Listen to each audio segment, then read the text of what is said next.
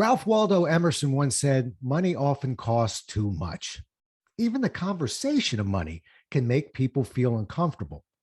My guest today has a gift, and that gift is the ability to explore and articulate the world of money. This includes the challenges we all face as we try to survive, even thrive in this complex, uncertain, noisy, and sometimes irrational wilderness. Let's have ourselves a pocket sized pep talk and talk about money. A Pocket Sized Pep Talk, the podcast that can help energize your business and your life with a quick, inspiring message. Now, here's your host, Rob Jollis.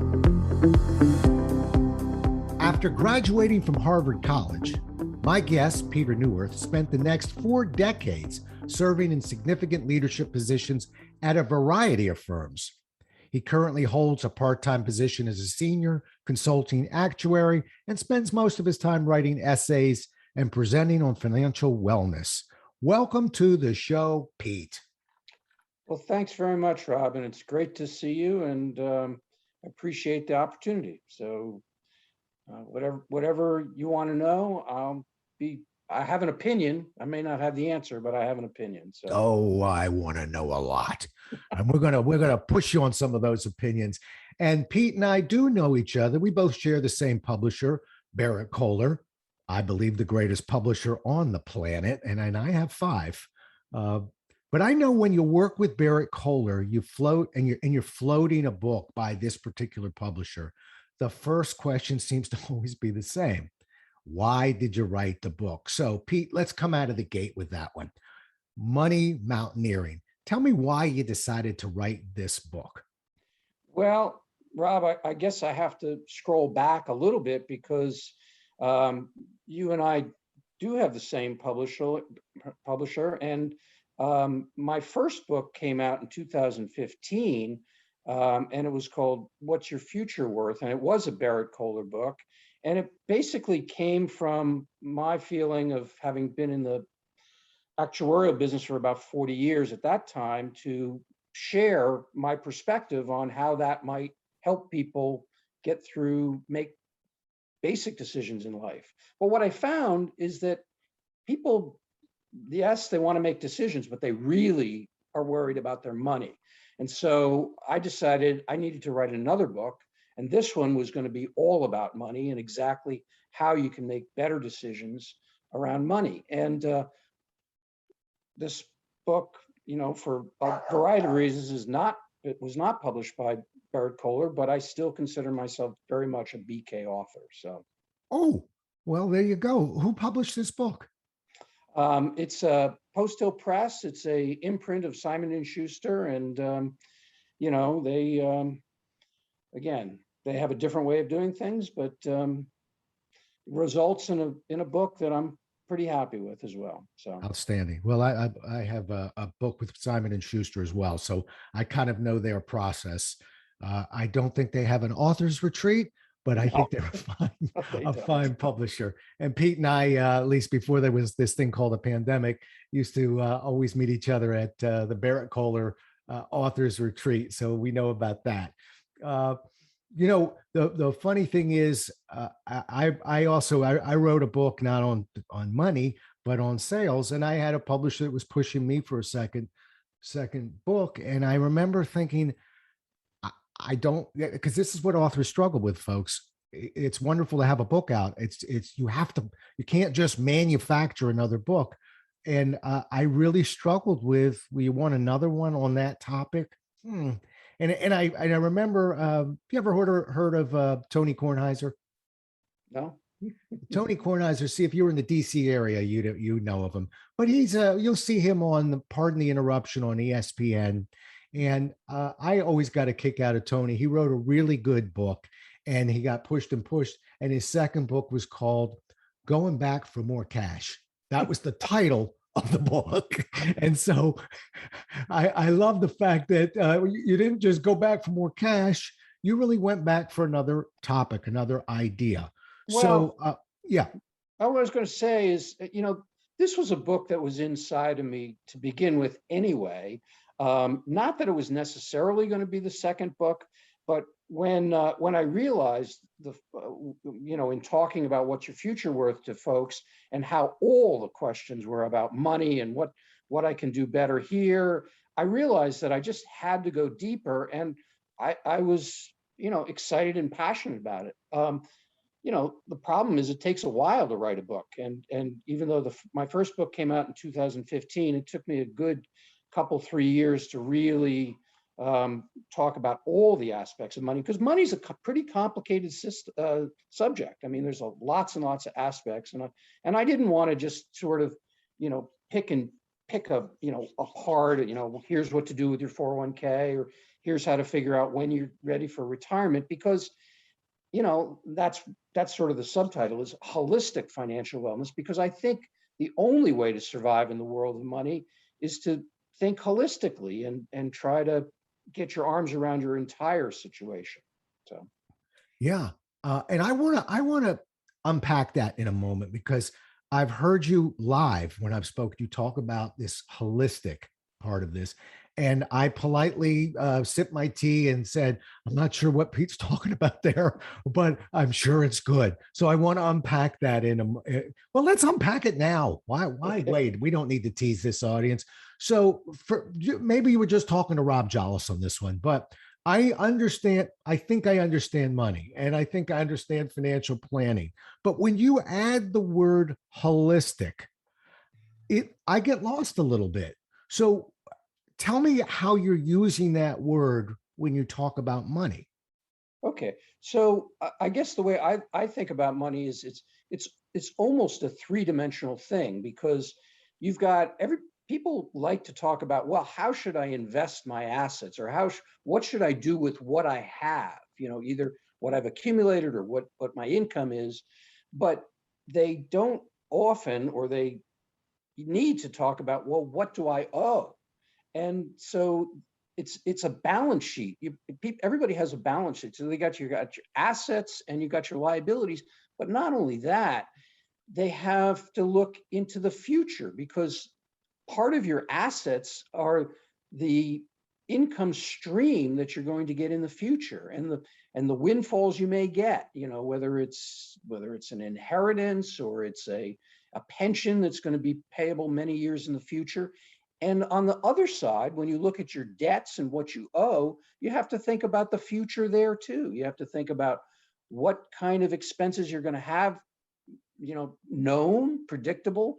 And many of them are unpredictable. What kind of contingencies are going to cause you?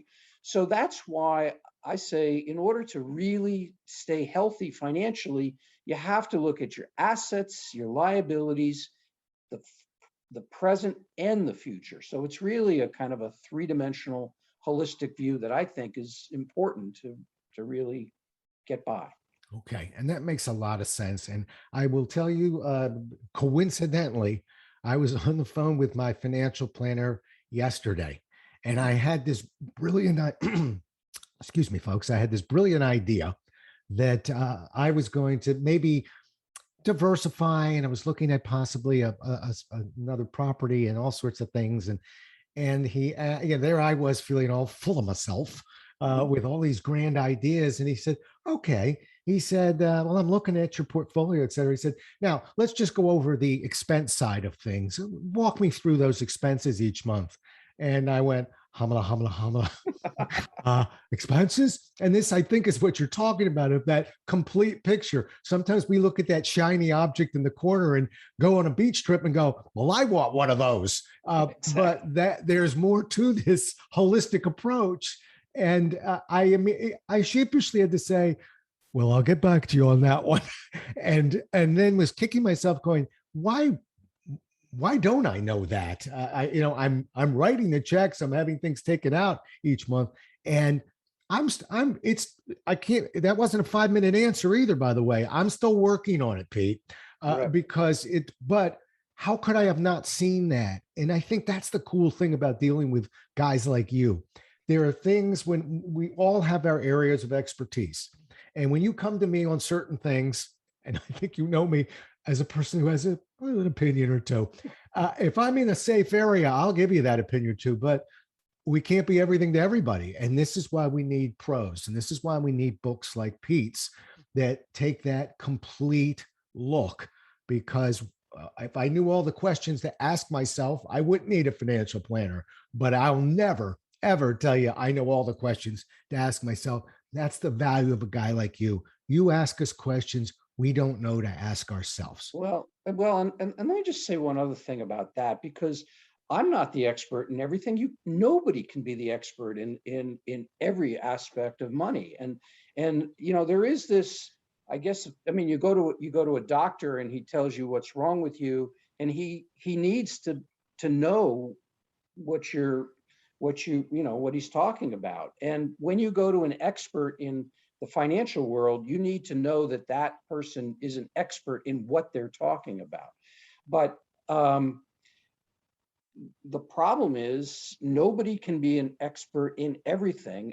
And in fact, I believe the only true expert in your financial situation is you, because only you know all aspects, and you might not have them top of mind. But what I'm encouraging, and in fact, it's the very first principle of my book, which is that every person's situation is completely unique. If you've seen one financial plan, you've seen one financial plan, and so the first step is know yourself. And it's not just what my assets are, what my liabilities are, what my expenses, what my budget is for the next few. It's also, what am I looking at potentially in the next few years?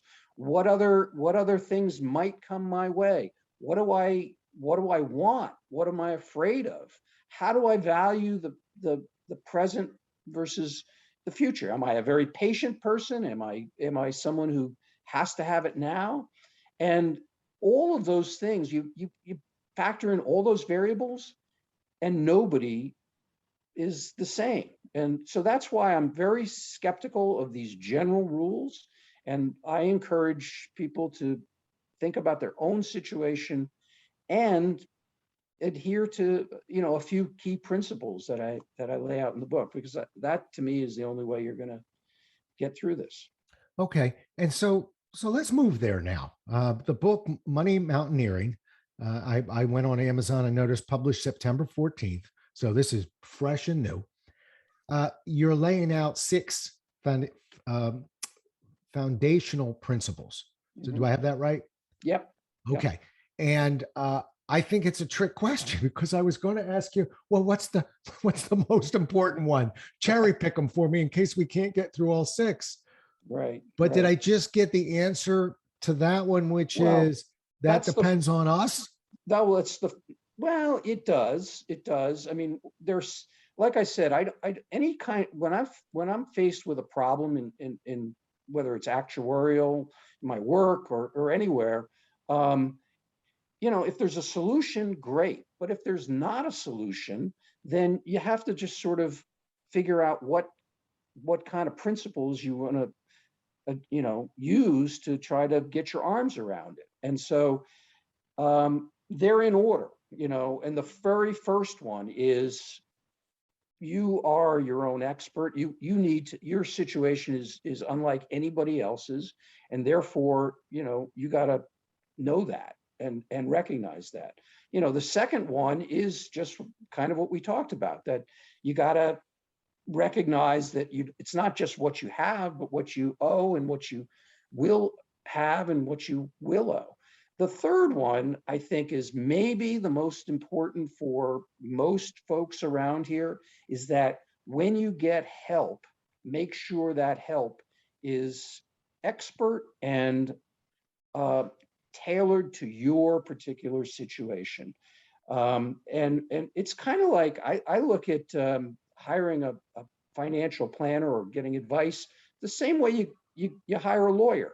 Why do you hire a lawyer? You hire a lawyer to get you out of trouble. You hire a lawyer to find out if you're in trouble. You hire a lawyer to do a transaction. You hire a lawyer to evaluate a transaction. But every time you hire a lawyer, that lawyer is working for you. And I would say you got to do that with the world of money. So, not that there's not a lot of good books, or fewer than you'd hope, that advise people on their money. But I would read my book first, because before you can get to those experts, I think you need to sort of get your arms around the whole territory. And then the other principles are important too, but maybe three at a time we should talk. Well, because I think you've hit on something that I love your opinion on. Obviously, we're all trying to find the right financial planner. It's not like finding the right gym to work out in, or the right piece of equipment to use. We're talking about everything, at least for me, everything I've ever worked for, our retirement, and things that we want to leave for our children. There's a lot riding on this, and they all look pretty good on paper. So is there other than gut feel or recommendation? And I'm a little squirrely on recommendations, because I never know whether I'm getting a recommendation because you recommend me, I recommend you. I want a true recommendation. Well, so how do we find the right one? Let me jump in and say that I don't recommend anything. I mean, when people ask me, what do you recommend? I don't. I said, I'll tell you what I would do if I was in your situation. And I tell you what I've done, and I tell you why I've done it. But I really can't advise. I can't tell you who to go to and what to say, what to ask, unless I know you much, much, much better. So, like I said, hopefully when you read my book, you'll be able to identify the areas where you need help.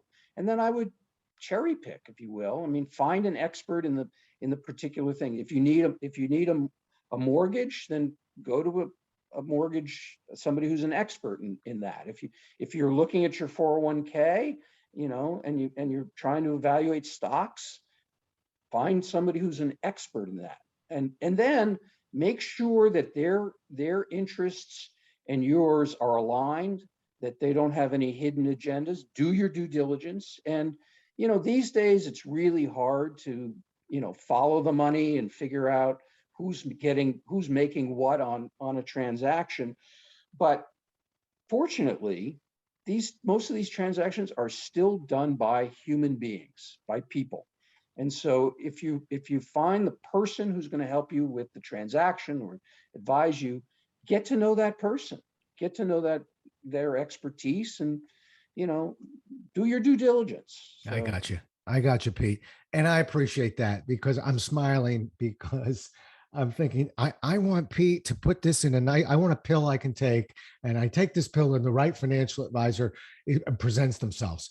And what you're saying is, that's nice. Good luck with that pill. But I think, Rob, your first focus should be do your homework. Do your homework personally, and then do your homework in terms of your due diligence. And that we do that, and good things tend to happen. And I do believe in working through our networks. In other words, we do have people in different areas that can advise us, like a Pete. So I appreciate that. Well, all right. Go ahead. And I was just going to say, I think the homework is actually kind of fun, because it's basically looking at, what do I have?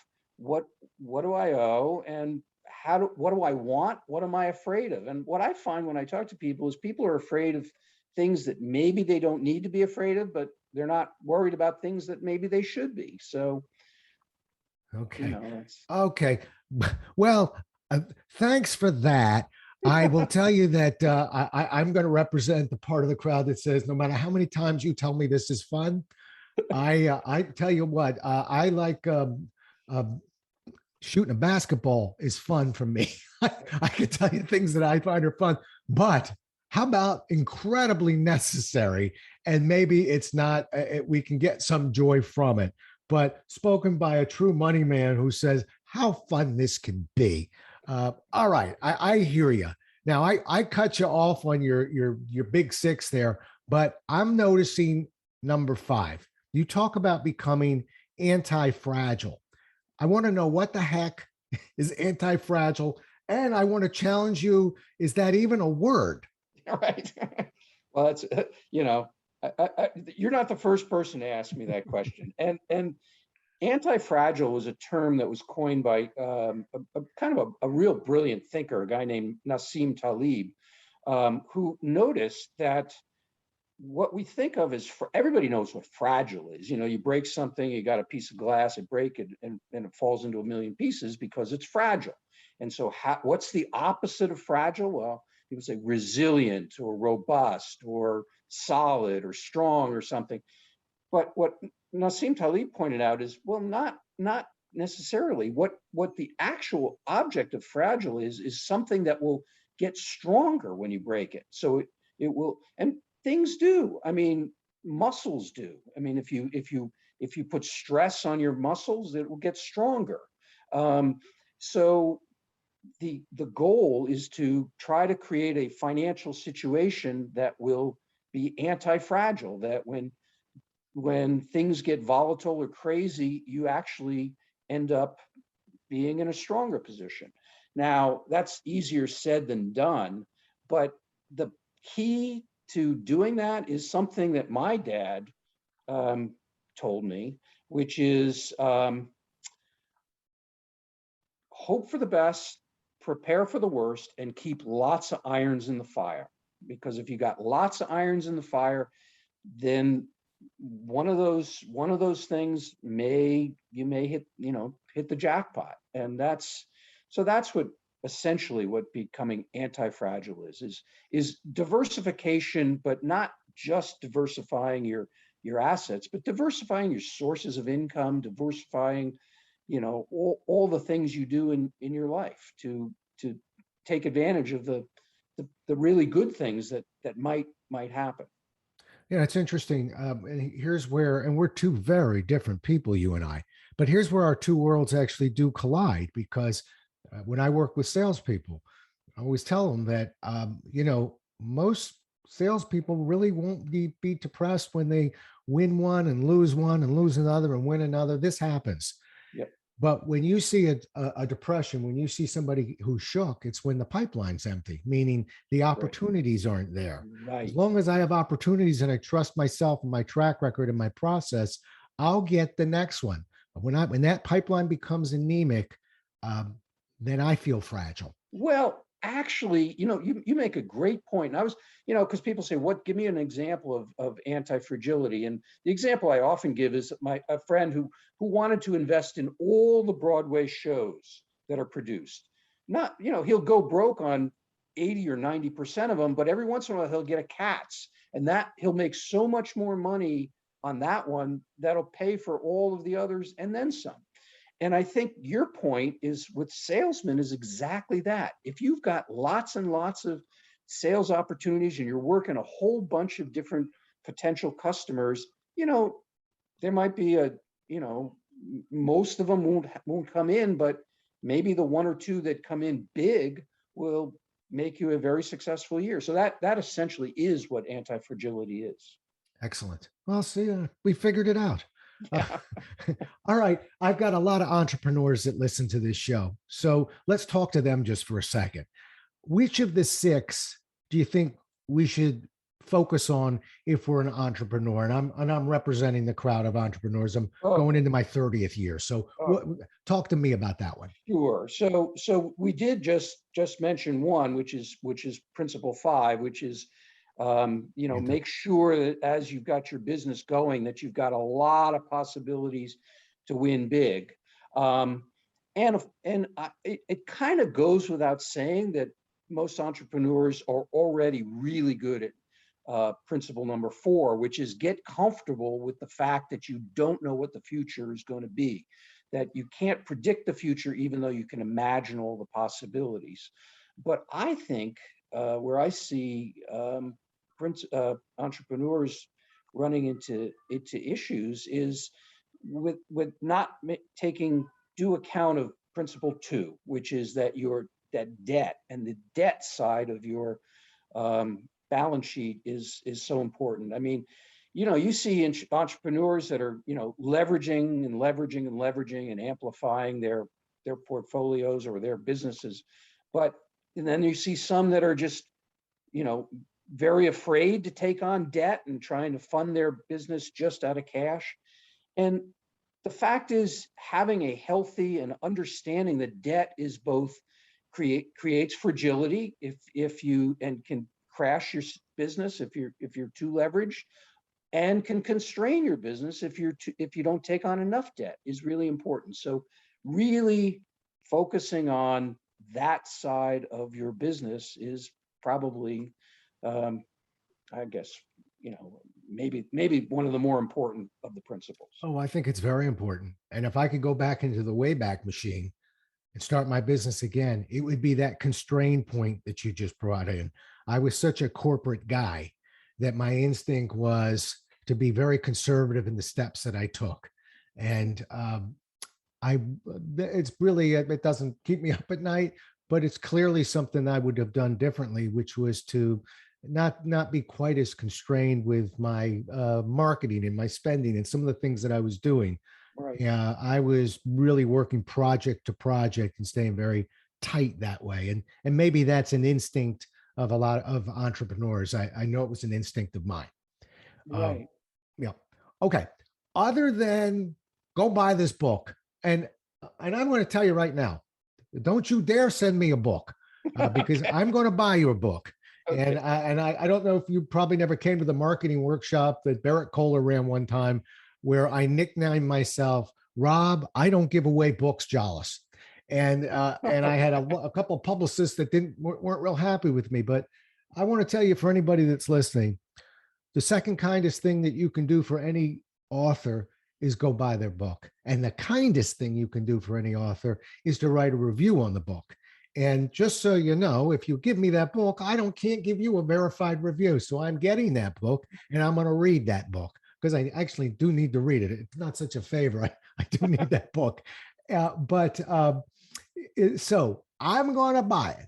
But for you, what's the most important message you want this audience to remember? Yeah, I think the most important message is, people are really afraid and they're very, some of them are paralyzed by fear. Some of them get impulsive by fear, and fear is not it's not a strategy, and it's not necessary. And I think that's the key message I wanted to use.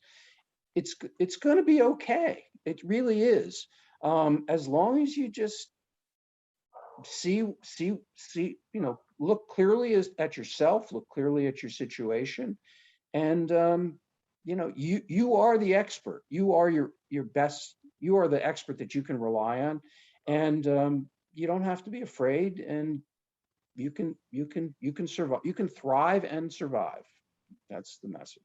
Outstanding. There's I quote it probably in every third or fourth podcast I do because it's one of my favorite movies called Defending Your Life.